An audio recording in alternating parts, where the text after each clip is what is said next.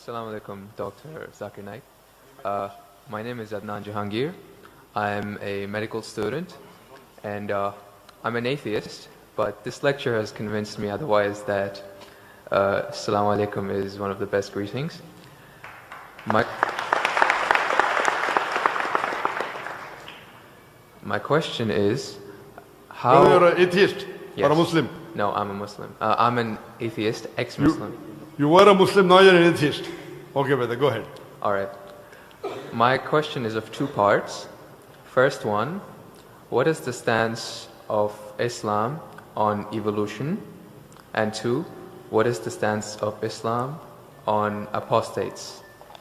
The first one, it's how does Islam deal with evolution when, as I'm a medical student, my professors, when they show me the skulls of how humans have evolved throughout millions of years, from Homo habilis to Homo erectus to us Homo sapiens, and when they show proof of how evolution has taken place over the years, how do you disprove that when it is fact? It is not theory or it is not a hypothesis anymore. It is fact. How do you disprove that, if you could answer it? Brother Jahangir has asked a question that what is the Islamic view on theory of evolution? And brother, if I reply to you, then will you come back to the fold of Islam?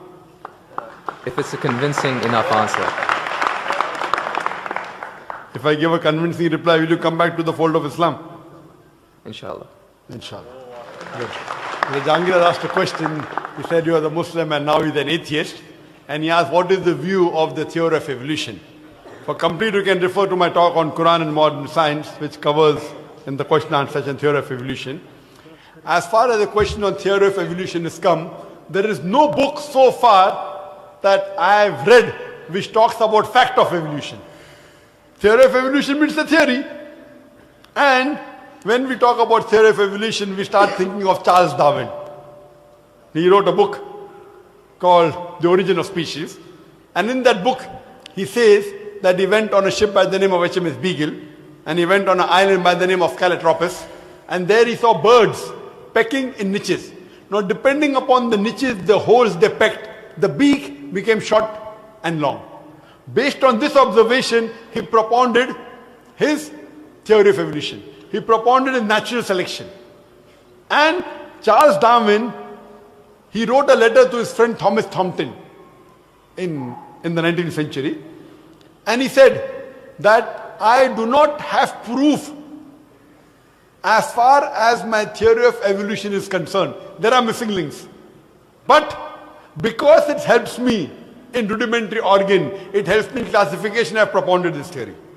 That's the reason when we were in school, if we had to tease any of our friends, we used to call him that you are the missing link. If you were present, Darwin's theory would have been proved right, indicating that he's a monkey. We used to fool around. So there is no proof regarding Darwin's theory at all. It's a theory, it's not a fact. Now in most of the schools, they teach Darwin theory as though it's a fact because they don't have any alternative. Because of that. But no scientist at all can say for sure. Yes, there are many scientists who support Darwin's theory. But as far as recent times are concerned, most of the scientists today they do not agree with Darwin's theory. As far as you talked about the 4 waves of hominoids. First was the Iceman, then was the Neanderthal man, then was the Cro-Magnon. All these that you find, there is no link between them. There is no link whatsoever. According to P.P. Grassi, who held the chair of the evolutionary studies in Paris Sorbonne University, he said, it is letting your imagination run too wild to assume, based on few studies on the vestiges, on the skeletons, to think that we have been created from ape. There is no link at all among all these 4. So Darwin propounded. Now many things of Darwin is correct. For example, life was created from water. That Quran also says in Surah Anbiya chapter number 21 verse number 30. The Quran says, وَجَعَلْنَا مِنَ الْمَاءِ كُلَّ شَيْءٍ أَفَلَا يُؤْمِنُونَ. We have created everything from water. Every living thing from water. Will you not then believe? So this is correct. So many things of Darwin is correct. But as a whole, everything is not true. That we have been evolved for apes, there's not at all. If there was evolution today, we should be having some people who are in between monkeys and human beings. You don't find that in any museum. Brother Jangir, if it's true that we have been species have been evolving, today we should find some species at least which are in between the human beings and the men. I would request the audio technician to increase the volume a bit. The audio technician, wherever he is, can you increase the gain, please? Jazakallah. Jazakallah shukran. That will have less strain on my vocal cords.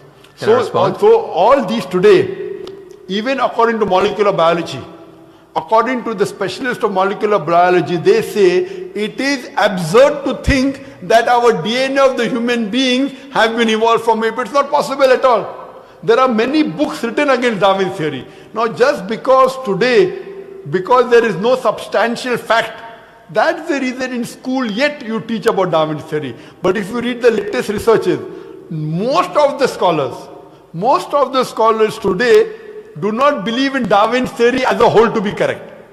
No scientist today yet believes. Very few, there may be few.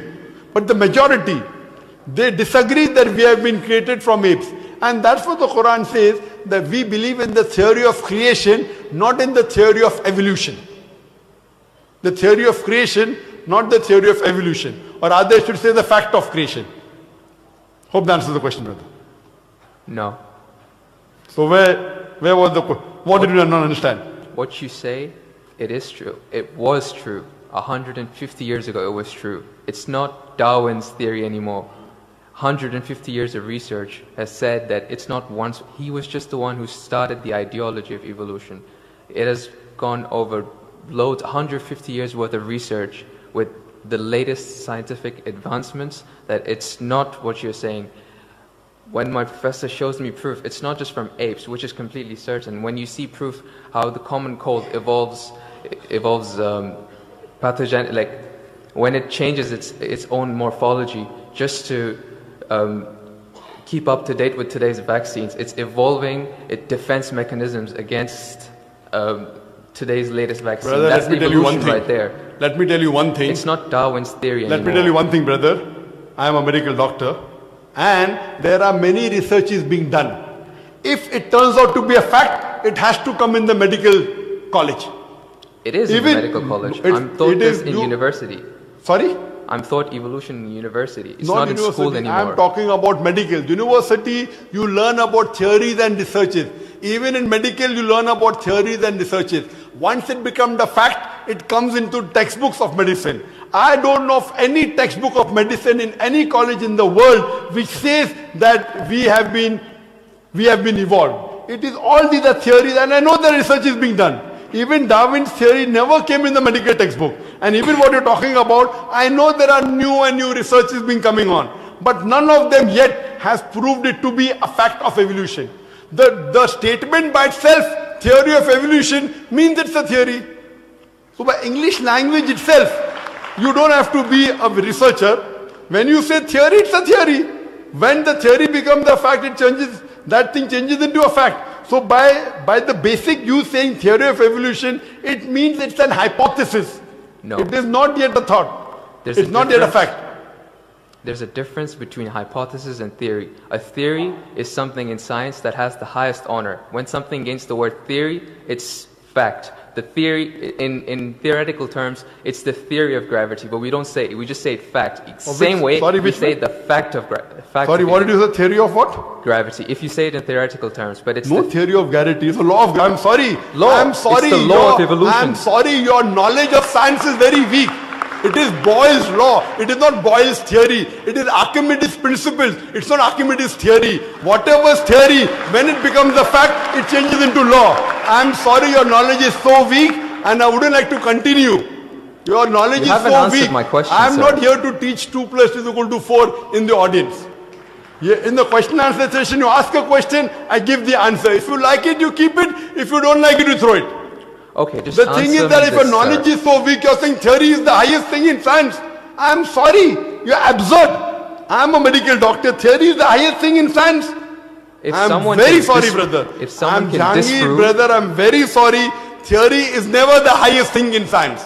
If you think just because they're going to a university are coming to fool the people here, I'm not. I'm totally sorry. Theory, if it becomes a fact, and if the theory becomes a law, it may reach a high standard. But theory by itself, it's a theory, it's a hypothesis. Once it gets converted, it becomes a law, it becomes a fact.